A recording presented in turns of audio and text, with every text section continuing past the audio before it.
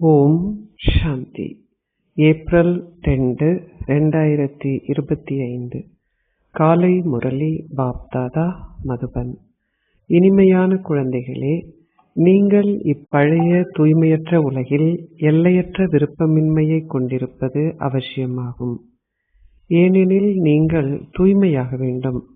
உங்கள் ஸ்திதி உயரும் பொழுது அனைவருக்கும் நன்மை ஏற்படுகிறது. கேள்வி: ஓர் ஆத்மாவே தனது மிக மோசமான எதிரியும் தனது மிக சிறந்த நண்பரும் என கூறப்படுகிறது. உண்மையான நட்பு என்றால் என்ன? பதில்: சதா ஒரே ஒரு தந்தையின் ஸ்ரீமத்தை பின்பற்றுவதே உண்மையான நட்பாகும். உண்மையான நட்பு என்றால் ஒரே ஒரு தந்தையை நினைவு செய்து தூய்மையாகி முழு ஆஸ்தியையும் தந்தையிடமிருந்து பெற்றுக்கொள்வதாகும். தந்தை மாத்திரமே இந்த நட்பை உருவாக்குவதற்கான வழியை உங்களுக்கு கூறுகின்றார்.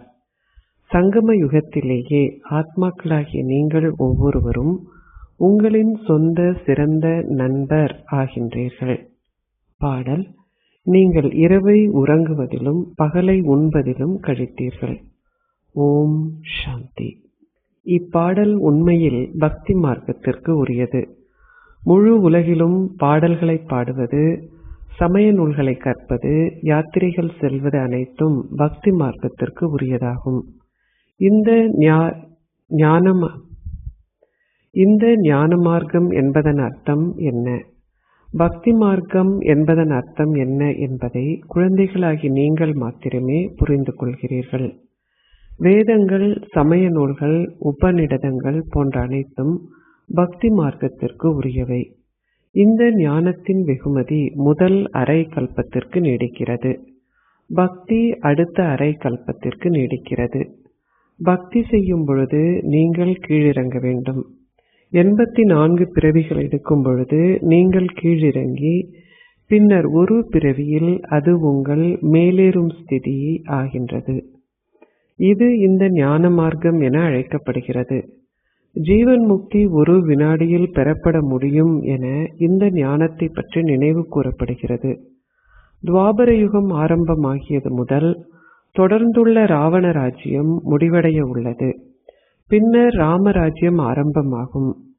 நாடகத்தில் நீங்கள் 84 பிறவிகளை பூர்த்தி செய்யும் பொழுது உங்கள் ஏறும் ஸ்திதியால் அனைவரும் நன்மை அடைகின்றனர். இந்த வார்த்தைகள் ஏதோ ஒரு சமய நூலில் ஏதோ ஒரு இடத்தில் எழுதப்பட்டிருக்கின்றன. உங்கள் ஸ்திதி உயரும் பொழுது அனைவருக்கும் நன்மை ஏற்படுகிறது. ஒரே ஒரு தந்தை மாத்திரமே அனைவருக்கும் சத்கதியை அருள்கின்றார். பல்வேறு வகையான சந்நியாசிகள் இருப்பதனால் பல்வேறு வகையான கருத்து எழுகின்றன. ஒவ்வொரு கல்பத்தினதும் ஆயுட்காலம் 100,000 வருடங்கள் என சமய நூல்களில் எழுதப்பட்டுள்ளன. இது 10,000 வருடங்கள் நீடிக்கின்றது என்பது சங்கராச்சாரியாரின் கருத்தாகும். அத்தகைய பெரும் வேறுபாடு காணப்படுகிறது. இது 100,000 வருடங்கள் நீடிப்பதாக இன்னமும் சிலர் கூறுகின்றனர். கலியுகத்தில் பல மனிதர்களும் பல கருத்துகளும் பல்வேறு சமயங்களும் உள்ளன. சத்தியுகத்தில் ஒரே ஒரு வழிகாட்டல் மாத்திரமே உள்ளது. தந்தை இங்கிருந்து உலகின் ஆரம்பம், மத்தியமம், இறுதி பற்றிய இந்த ஞானத்தை குழந்தைகளாகி உங்களுக்கு கூறுகின்றார். இதை உங்களுக்கு கூறுவதற்கு அவருக்கு எவ்வளவு காலம் எடுக்கிறது? அவர் தொடர்ந்தும் உங்களுக்கு இந்த விஷயங்களை கூறுகின்றார். இவை அனைத்தும் ஏன் முன்னரே உங்களுக்கு கூறப்படவில்லை என நீங்கள் கேட்கக்கூடாது. ஒரு பாடசாலையில் குழந்தைகளுக்கு வரிசை கிரமமாகவே கல்வி புகட்டப்படுகிறது. சிறு குழந்தைகளின் அங்கங்கள் சிறியவையாகவே உள்ளதால் அவர்களுக்கு சிறிதளவே கற்பிக்கப்படுகிறது. அவர்கள் வளர்ந்து வரும்பொழுது அவர்களது அங்கங்களும் வளர்ச்சியடைவதால் அவர்களது புத்தியில் உள்ள பூட்டு திறக்கப்பட்டு அவர்களால் தங்களது பாடங்களை கிரகிக்கக்கூடியதாக உள்ளது. சிறு குழந்தைகளின் புத்தியில் எதுவும் கிரகிக்கப்பட முடியாது.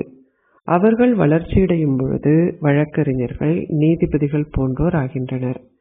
இங்கும் அதுவே நிகழ்கிறது. சிலரின் புத்தியால் இந்த ஞானத்தை மிக நன்றாக கிரகிக்க முடியும். தந்தை கூறுகின்றார், நான் உங்களை தூய்மையற்றவர்களில் இருந்து தூய்மையானவர்கள் ஆக்குவதற்கே வந்துள்ளேன்.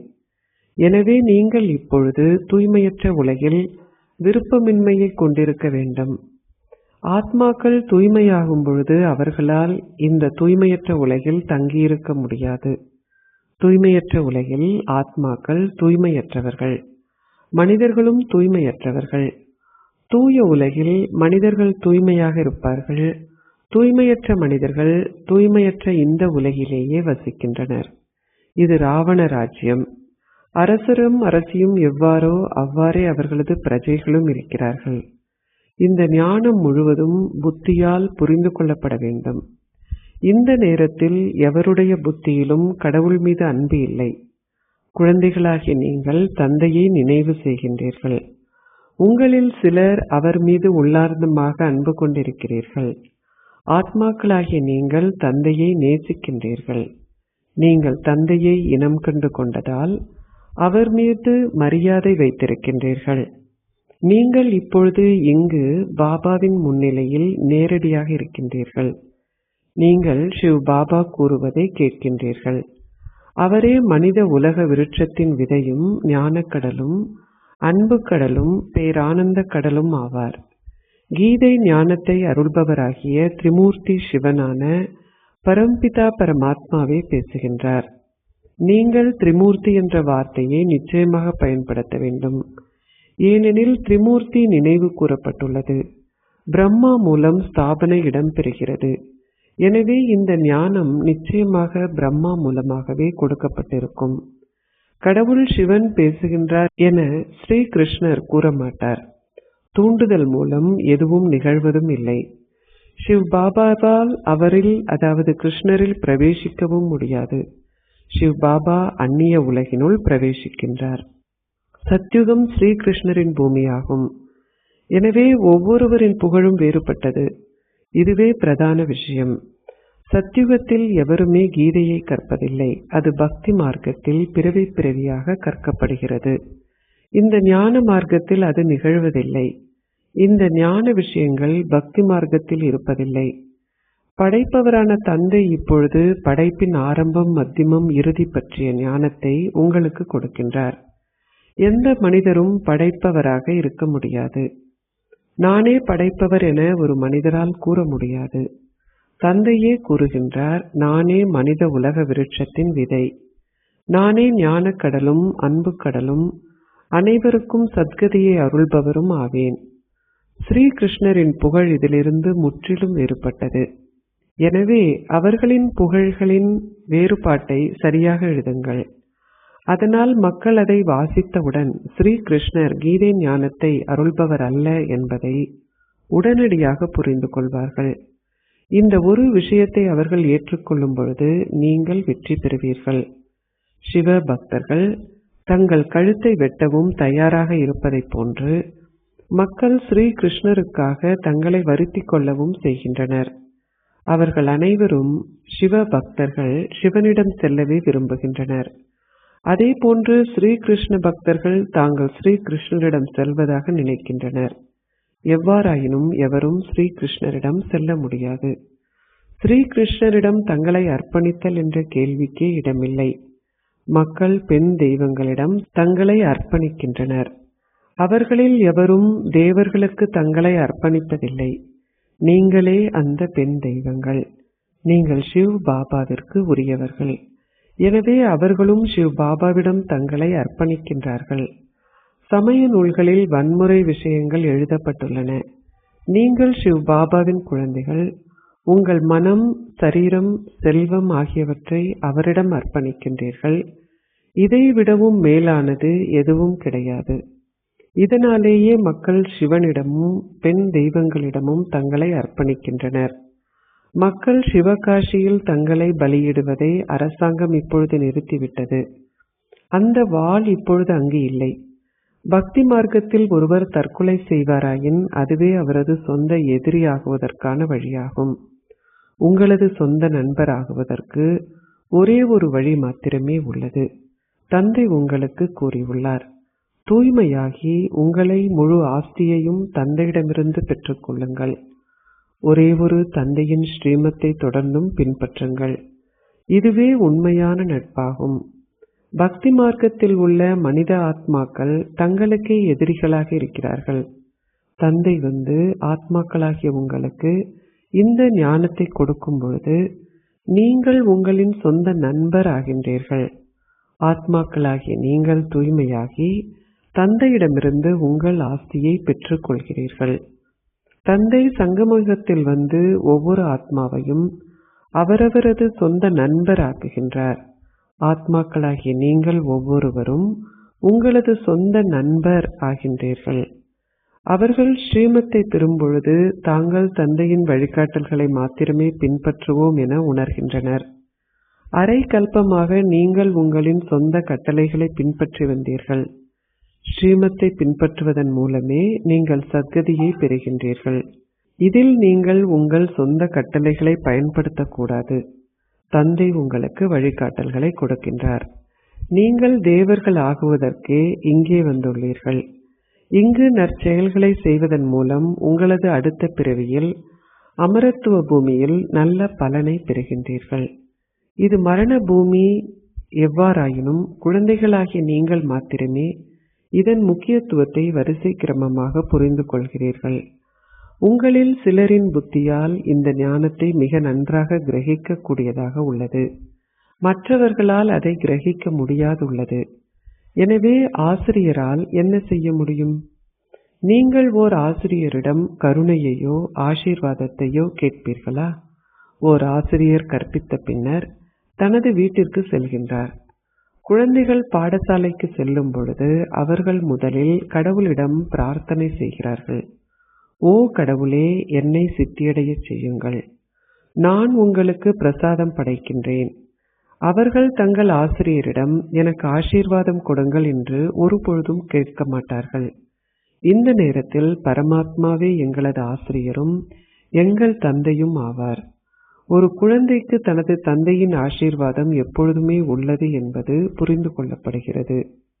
ஒரு மனிதன் குழந்தைகள் பெற விரும்புகின்றான். எனக்கு ஒரு மகன் பிறக்கும் பொழுது எனது செல்வத்தை என்னால் அவனுக்கு கொடுக்க முடியும்.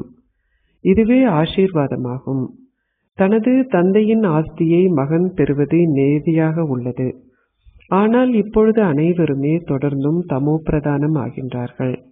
தந்தையை போன்றே குழந்தைகளும் இருக்கிறார்கள். நாளுக்கு நாள் அனைத்தும் தமோ பிரதானம் ஆகின்றன. இயற்கையும் தமோ பிரதானம் ஆகிறது. இது துன்ப பூமியாகும். இந்த உலகம் இன்னமும் 40,000 வருடங்கள் நீடிக்குமாயின் அதன் நிலை என்னவாகும்? மனிதர்களின் புத்தி முற்றிலும் தமோ பிரதானம் ஆகியுள்ளது. இப்பொழுது உங்கள் புத்தியை தந்தையுடனான யோகத்தில் இணைப்பதனால் நீங்கள் ஒளியை பெறுகின்றீர்கள். தந்தை கூறுகின்றார், நீங்கள் எந்த அளவிற்கு அதிகமாக நினைவில் நிலைத்திருக்கின்றீர்களோ அந்த அளவிற்கு அதிகமாக நீங்கள் ஞானோதயம் பெற்றவர்கள் ஆகுவீர்கள். நினைவு செய்வதனால் ஆத்மாக்களாகிய நீங்கள் தூய்மையாகுவதுடன் உங்கள் ஞானோதயமும் அதிகரிக்கிறது. நீங்கள் நினைவு செய்யாமல் இருந்தால் ஞானோதயம் பெற மாட்டீர்கள். நினைவு செய்வதனால் உங்கள் ஞானோதயம் அதிகரிக்கிறது.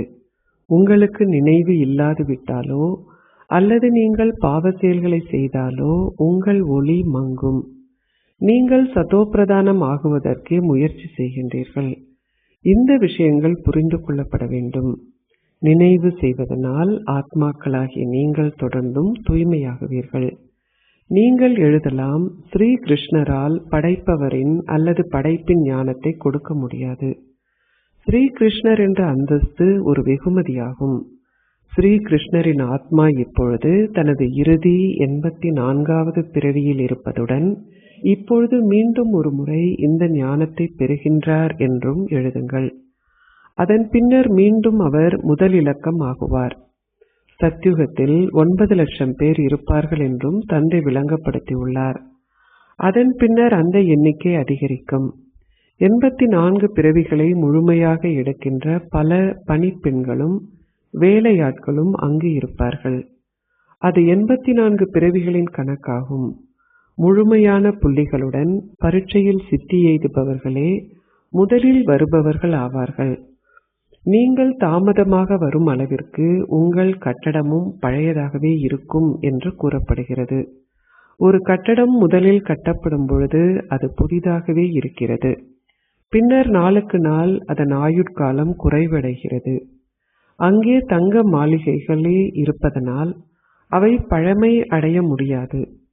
தங்கம் எப்பொழுதும் பிரகாசமாக உள்ளது. இருப்பினும் அது நிச்சயமாக சுத்தம் செய்யப்பட வேண்டும். நிஜ தங்கத்தால் நகை செய்யப்பட்டிருந்தாலும் அதன் பிரகாசம் குறைவடைவதால் அதனை மெருகூட்ட வேண்டிய அவசியம் உள்ளது. நீங்கள் புதிய உலகிற்கு செல்ல உள்ளீர்கள். இந்த நரகத்தில் இதுவே உங்கள் இறுதி பிறவி என்ற சந்தோஷம் குழந்தைகளாகிய உங்களுக்கு சதா இருக்க வேண்டும். உங்கள் கண்களால் பார்க்கின்ற அனைத்தும் இப்பழைய உலகிற்கு அல்லது பழைய சரீரங்களுக்கு உரியது என்பதை நீங்கள் அறிவீர்கள். இப்பொழுது நீங்கள் புதிய சத்தியுகத்து உலகில் புதிய சரீரத்தை பெற உள்ளீர்கள். அங்கு 5 தத்துவங்களும் புதியதாக உள்ளன. இவ்வாறாக இந்த ஞான கடலை கடையுங்கள். இது உங்கள் கல்வியாகும். உங்களது இக்கல்வி இறுதி வரை தொடரும். கல்வி முடிவடைந்ததும் விநாசம் இடம்பெறும். ஆகையால் உங்களை நீங்கள் மாணவர்கள் என்றே கருதி கடவுளே உங்களுக்கு கற்பிக்கின்றார் என்ற சந்தோஷத்தில் நிலைத்திருக்க வேண்டும். இந்த சந்தோஷம் சிறிய விஷயம் அல்ல. எவ்வாறாயினும் மாயை உங்களை பிழையான செயல்களை செய்ய வைக்கின்றாள்.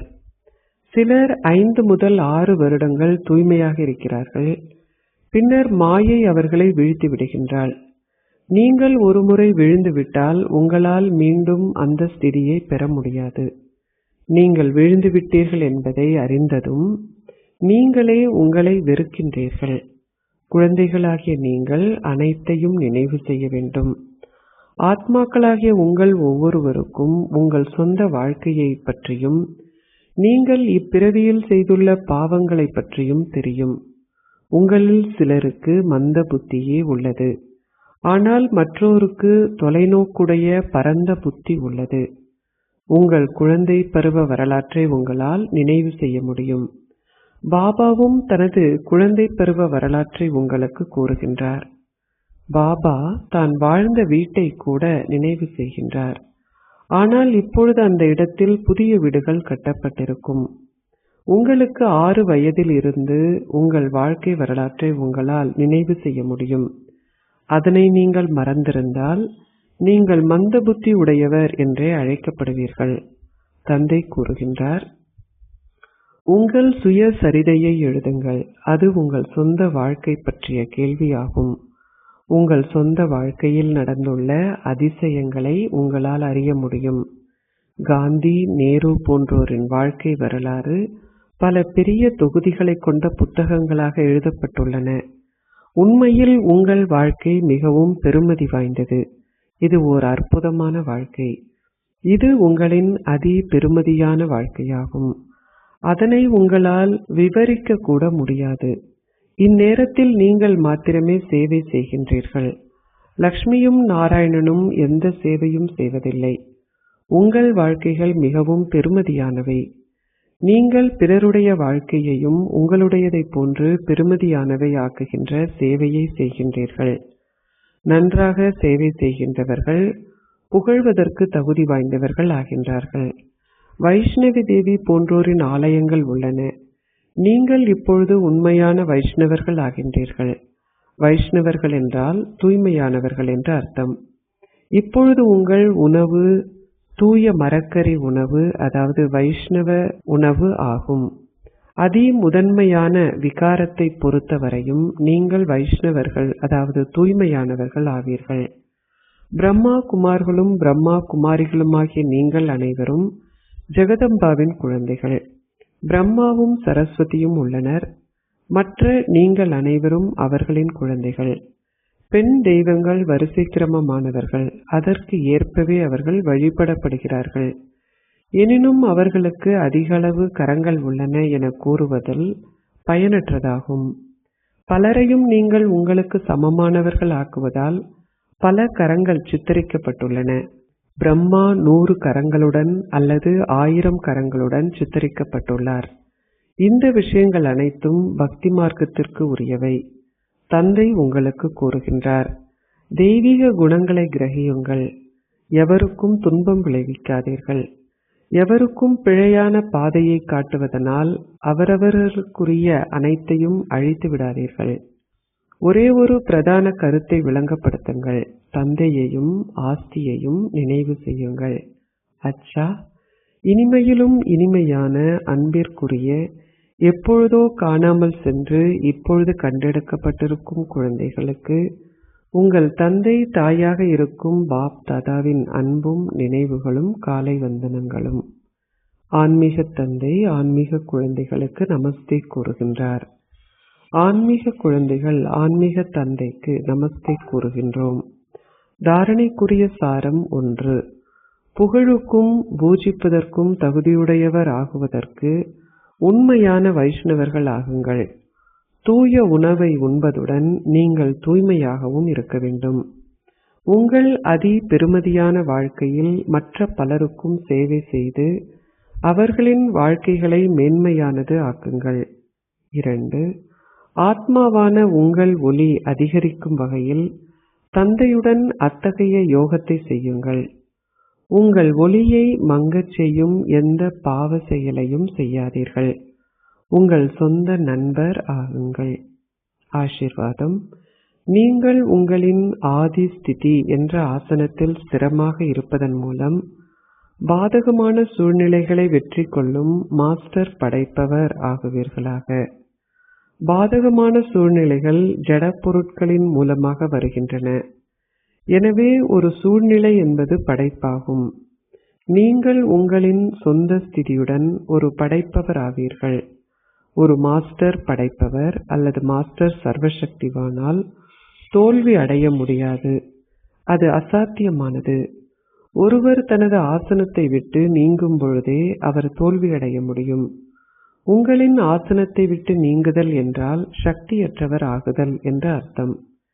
நீங்கள் உங்களின் ஆசனத்தில் இருப்பதன் அடிப்படையில் இயல்பாகவே சக்தியை பெறுவீர்கள். தமது ஆசனத்தில் இருந்து கீழே இறங்குபவர்கள் மாயையின் தூசிக்குள் சென்று விடுகிறார்கள். மரணித்து வாழ்கின்ற பிறப்பை எடுத்துள்ள பாப்தாதாவின் அதி அன்பிற்குரிய பிராமண குழந்தைகளால் ஒரு பொழுதும் ஷரீர உணர்வென்னும் களி மண்ணில் விளையாட முடியாது. ஸ்லோகம். திட சங்கற்பம் கடும் சமஸ்காரங்களை மெழுகை போல் உருகச் செய்துவிடும். அவ்யக்த இஷாரா. ஒன்றிணைந்த ரூபத்தின் விழிப்புணர்வினால் சதா வெற்றியாளராக இருங்கள். நீங்கள் இந்த ஞான சுரூபமாக இருப்பதைப் போல் அன்பு சுரூபமாகுங்கள். இந்த ஞானமும் அன்பும் ஒன்றிணைந்து இருக்க வேண்டும். ஏனெனில் இந்த ஞானம் விதை, அன்பு தண்ணீராகும். விதைக்கு நீர் கிடைக்காது விட்டால் அதனால் பழத்தை தர முடியாது. இந்த ஞானத்துடன் கூடவே இதயத்தில் அன்பு இருந்தால் நீங்கள் பேறு என்ற பழத்தை பெறுவீர்கள். ஓம் சாந்தி.